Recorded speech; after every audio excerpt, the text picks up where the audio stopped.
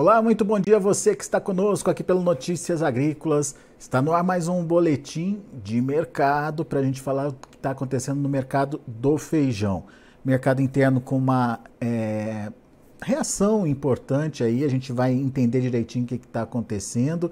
A gente tem potencial para ampliar o nosso mercado de exportação e a gente vai te contar também por quê. E tem uma notícia que a gente vai trazer para vocês, que é sobre o adiamento aí do Rally dos Feijões que estava sendo promovido pelo IBRAF, mas fica para o começo do ano que vem, a gente vai trazer todas as informações também para você nessa entrevista com o meu amigo Marcelo Líderes, presidente do IBRAF, Instituto Brasileiro do Feijão. 3 assuntos importantes de serem discutidos e destacados, Marcelo, mas eu começo com essa questão da reação ou da melhora aí, né, da tendência do produto negociado no mercado interno. Principalmente o nosso famoso carioca, feijão carioca. O que está acontecendo e como é que está o mercado nesse momento, Marcelo? Bom dia, Alexandre. Bom dia, produtores. O que vem acontecendo é o que a gente tinha chamado a atenção já lá no início do ano, né? De que nós teríamos um momento ali entre agosto, setembro, outubro, que seria o pico da terceira safra, mas no meio do caminho a gente viu que diminuiu a área plantada, substituíram por sementes de outras culturas. Enfim, você teve aí uma série de fatores que agora começam a chegar no preço. O que é chegar no preço? O valor que está sendo praticado hoje no interior do estado de São Paulo foi praticado em 2022 por volta de março, abril, maio. Então, é como uma antecipação. São Paulo está colhendo num valor bem acima do valor que colheu o ano passado, no preço médio de novembro do ano passado, que era 44, 45 dólares a saca. E hoje, pelos preços praticados no interior de São Paulo ontem e desde segunda-feira, apesar do feriado, o valor fica aí por volta de 60 dólares. Então, é uma reação importante que ocorreu ao longo desses últimos 20 dias, eu diria, no feijão carioca, diminuindo a oferta de Goiás e Minas e aumentando a oferta de São Paulo.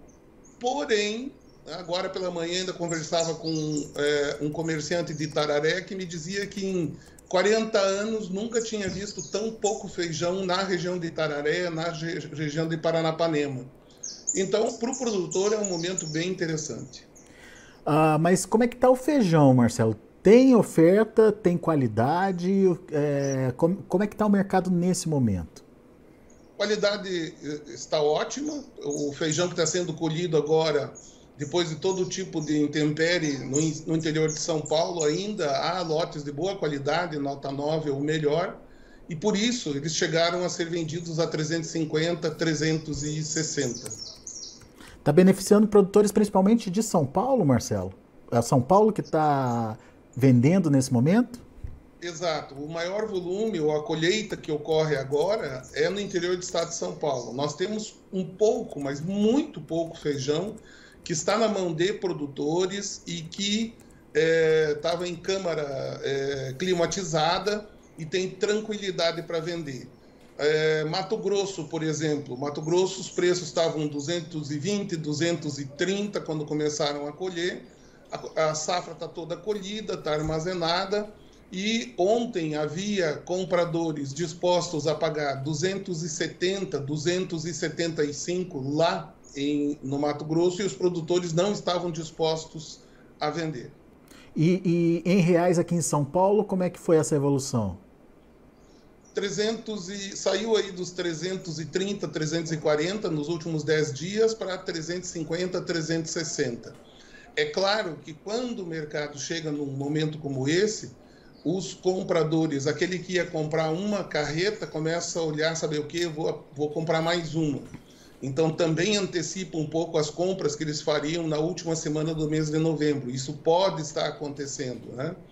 Mas, de qualquer forma, mesmo que o feijão fique nesse patamar de preço, significa um valor bem acima dos praticados em novembro do ano passado.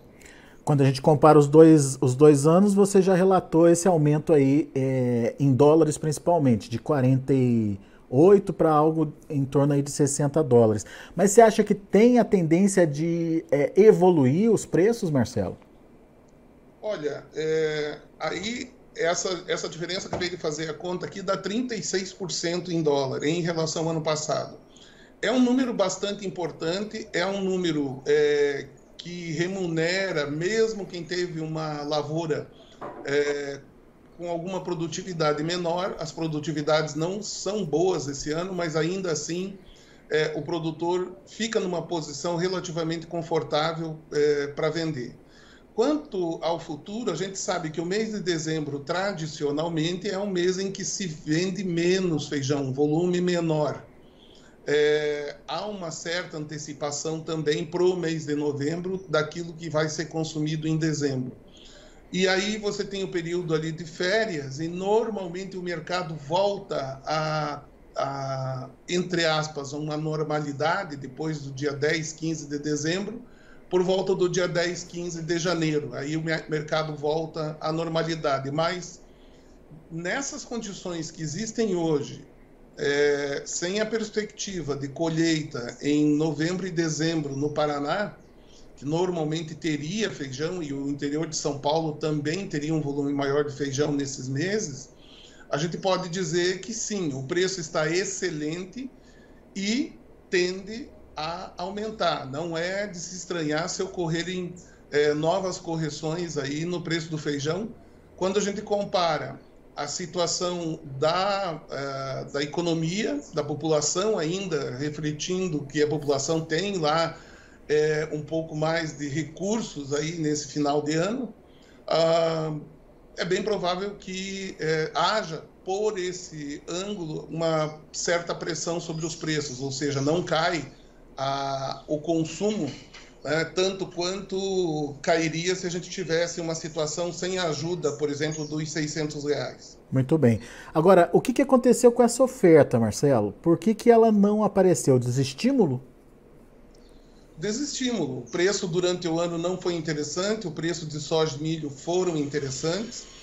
Essa balela que a gente escuta de que caiu o consumo, por isso não se preocupe de produzir, isso não aguenta uma análise mais criteriosa sobre esse assunto, porque é óbvio que se tivesse sobrando feijão, aí a gente diria, caiu o consumo e tem feijão sobrando. Desde 2016, ou antes até, se eu não me engano, 2013, 14, para cá, a gente não teve mais excesso de oferta. A gente teve momentos em que houve pico de oferta, consequentemente, às vezes um período de 2, 3 meses de preços não tão bons para o produtor, mas foi consumido tudo se consome, tudo aquilo que é produzido se consome.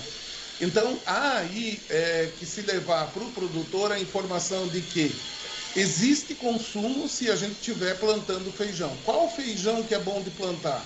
Esse ano o próprio carioca, o preto e os outros também. Mas vai chegar o momento, tomara a Deus, de que a gente tenha suficiente feijão carioca aqui e que a gente possa produzir excedentes dos outros feijões para exportação. Aliás, tem boa notícia aí sobre exportação, mas antes de falar da exportação, eu queria saber do feijão preto. Ele deve seguir essa mesma tendência aí do carioca, Marcelo? Ele ficou muito longe do preço do feijão carioca.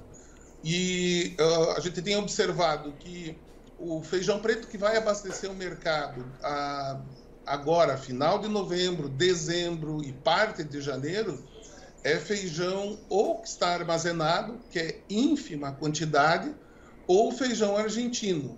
A Argentina tem uma série de dificuldades para exportação. Uma que, se você paga em dólar pelo banco, eles recebem a menos lá, porque o dólar oficial está muito longe dos dólares outros que existem na Argentina. Outro fato, muitos brasileiros já tomaram prejuízos enormes na Argentina. E existem muitos argentinos que dizem que tomaram prejuízos enormes com os brasileiros. Então, o argentino quer que o importador do Brasil pague antecipado lá 2.000 quilômetros da fronteira e fique esperando a mercadoria chegar na fronteira.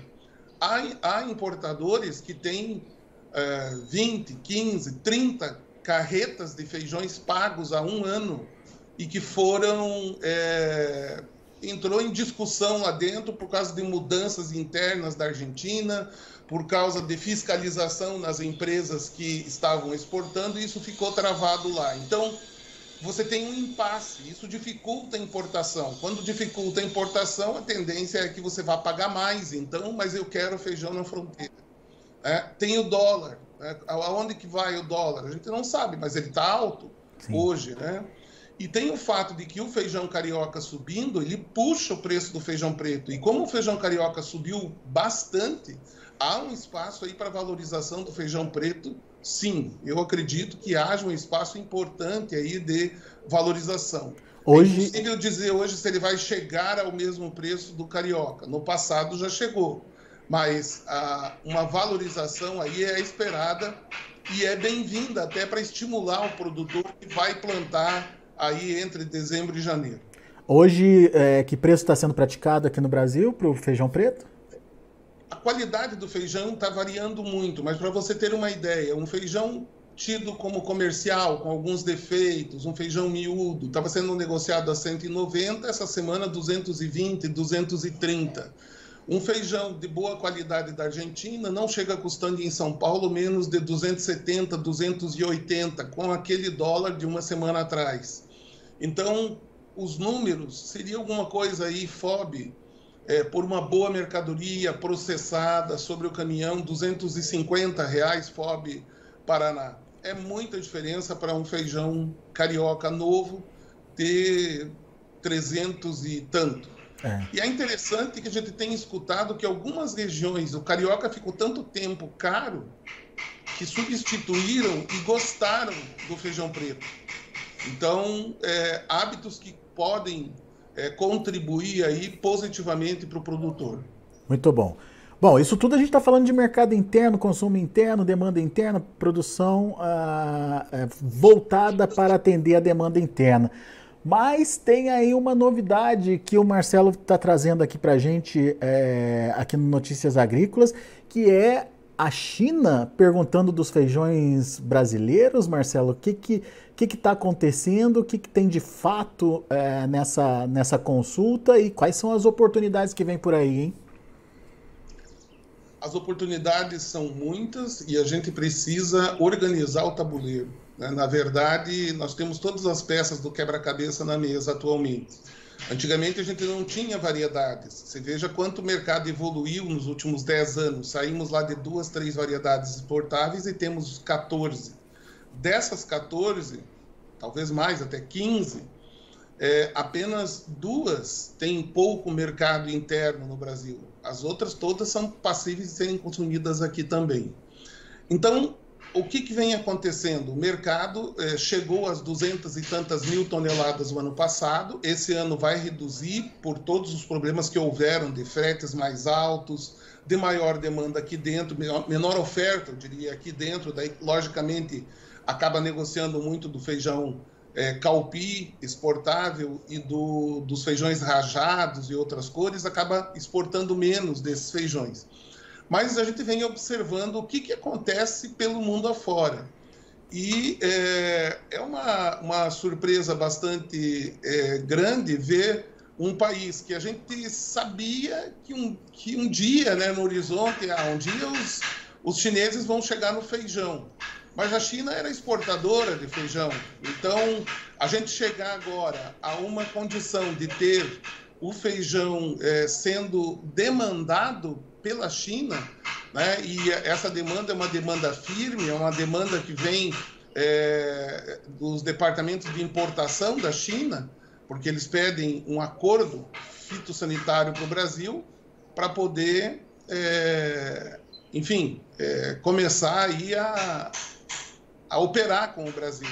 E você estava me contando, Marcelo, você estava me contando que foi um pedido que partiu dos chineses, não foi uma posição, ou enfim, uma tentativa de abertura de mercado por parte do Brasil. Os chineses que estão consultando, é isso?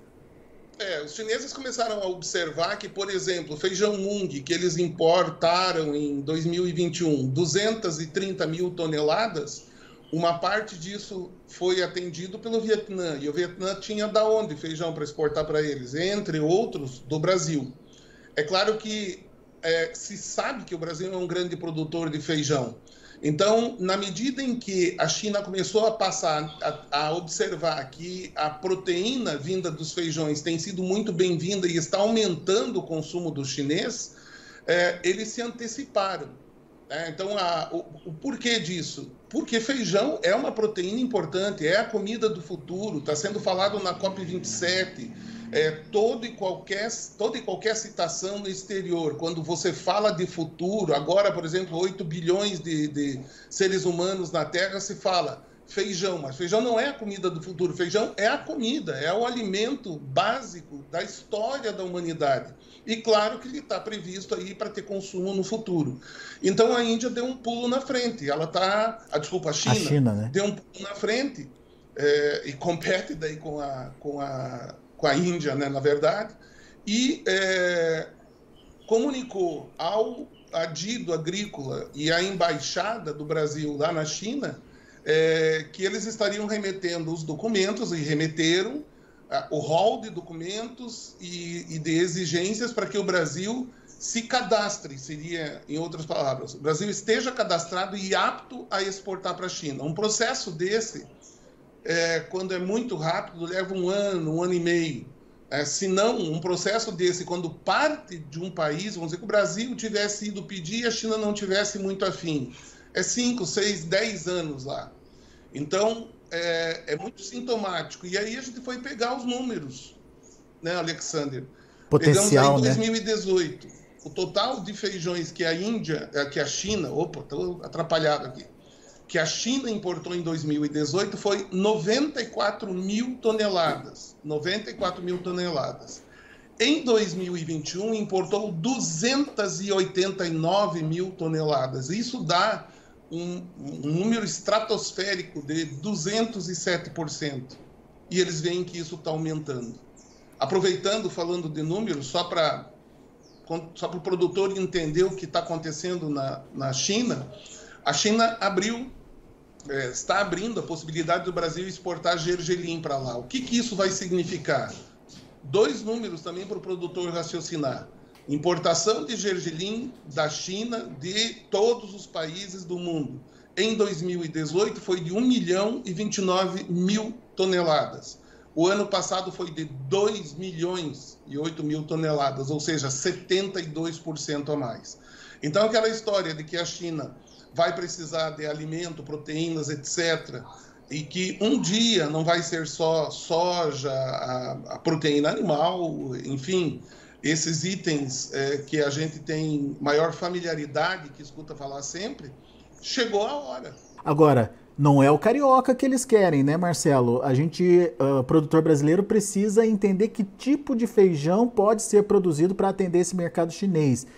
E você tem essa análise, o que a China está comprando, o que a gente vai precisar produzir para os chineses, Marcelo, caso se confirme essa necessidade?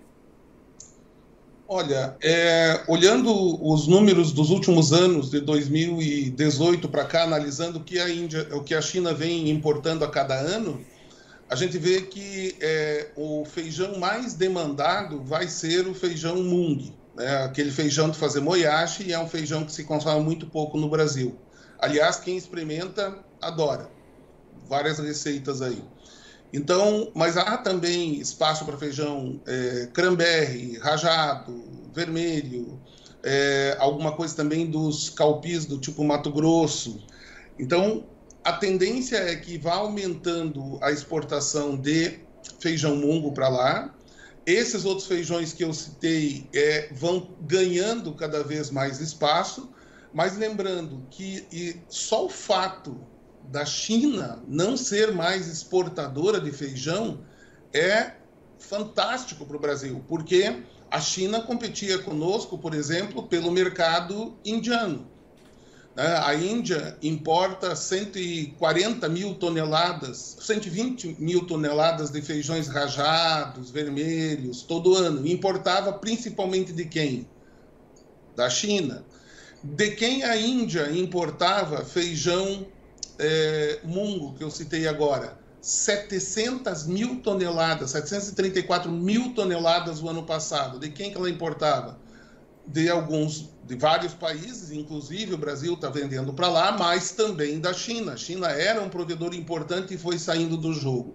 A saída da China do jogo, desse mercado mundial de feijões, já é por si algo de grande impacto. Mas, além de sair, ela passa a ser importadora. Então, é um crescimento do volume total de mercado que precisa ser bem quantificado e qualificado ainda. A gente está fazendo vários levantamentos, em contatos aqui com várias entidades, inclusive com produtores de outros países, para poder ter uma leitura o mais correta possível, né, para que nós tenhamos segurança, né? Falando de segurança, bem rapidinho, não estava na nossa pauta aí, nós estamos procurando ter um pacto com a Índia, um pacto de produção. Então, não é um contrato de produção fixa de X toneladas que eles são obrigados a fazer por ano, mas um pacto entre o IBRAF e o IPGA, que é a instituição de importadores da China, mas aí avalizada, né, pelos governos, então assinada dentro da Embaixada de Nova Delhi, aqui com as embaixadas daqui também, enfim, procurando dar um direcionamento maior, porque eles precisam para comer, nós precisamos para negócio. Se a gente não plantar feijão, vamos plantar soja.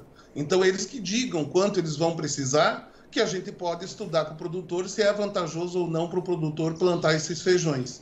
Então, essas alternativas elas estão pingando na área e não haviam. Nós estamos aprendendo a lidar com elas, Alexandre. É um baita mercado, inclusive uma baita oportunidade para o produtor brasileiro para poder entender, poder trabalhar com a diversificação dos feijões aí nas lavouras.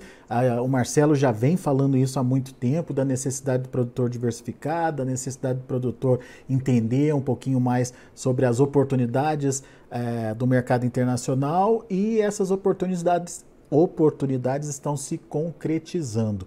Agora, Marcelo, além disso que a gente está fazendo agora, de trazer essa informação através das mídias, das redes sociais, enfim, eu imagino que é preciso um trabalho de formiguinha, né? Aquela conversa com o produtor para ele ter segurança daquilo que está sendo feito e está sendo falado. Enfim, o Rally dos Feijões teria esse objetivo, mas estou sabendo que foi adiado. Primeiro, por que foi adiado? E segundo, a importância do Rally dos Feijões nesse sentido de instrução mesmo do produtor. Olha, é com dor no coração que a gente faz isso, porque nós temos aí informações que a gente precisa de 3, 4 horas, no mínimo, né, em cada polo, para transmitir. Tem muita novidade no nosso setor. Inclusive,